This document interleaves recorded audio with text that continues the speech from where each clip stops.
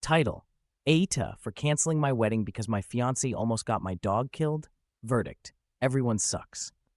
I'm 28M, my fiance is 27F, and we've been together for 4 years, engaged for 6 months.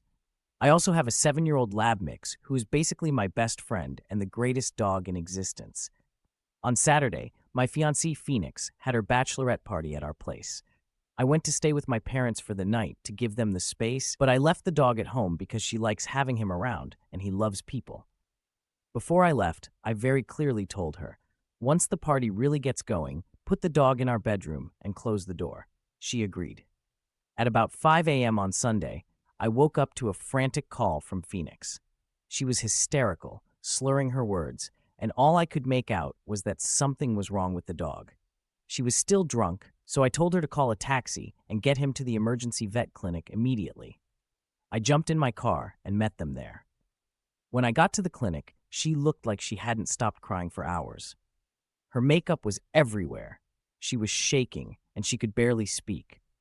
2 of her friends were there too, and they were the ones who actually explained what was going on. They told me my dog was alive, but not doing well at all. For about 10 minutes, while we were waiting for the vet to come talk to us, I honestly felt bad for her. I thought maybe the dog had gotten sick randomly or something freak and unavoidable had happened.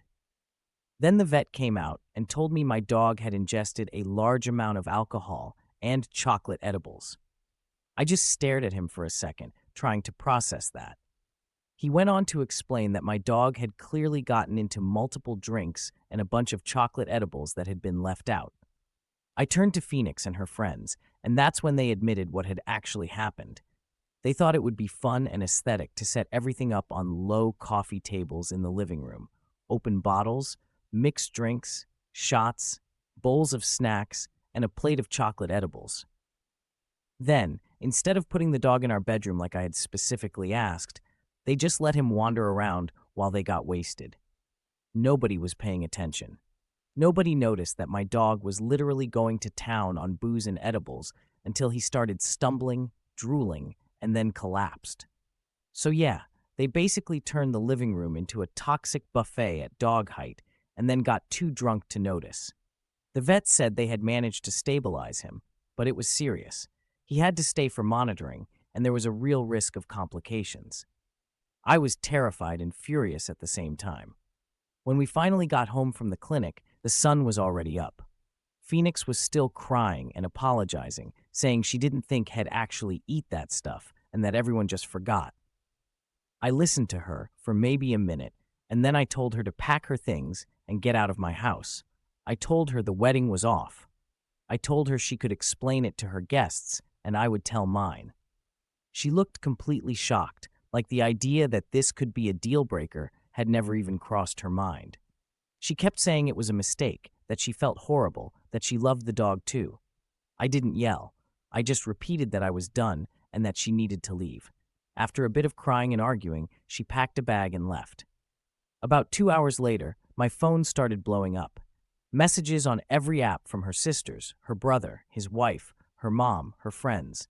At first, they were all defending her. She's devastated. It was an accident. She would never hurt your dog on purpose. Then it turned into full-on attacks on me. I was insane, heartless, cruel, throwing away 4 years over one mistake. I figured my own friends and family would at least understand where I was coming from. Nope. My mom told me, well, it was a mistake. She didn't do it on purpose. Besides, the dog didn't die. Like, I'm supposed to be grateful my dog didn't die from something that was 100% preventable if she had just listened to one simple instruction. My sister was appalled that I canceled the wedding over that. Even my best man said I might have overreacted and should at least talk it through with her when things calm down. For context, this isn't the first reckless thing Phoenix has done. She constantly texts while driving, even when I've asked her not to. She leaves stuff on the electric stove all the time: kitchen towels, cutting boards, random plastic containers.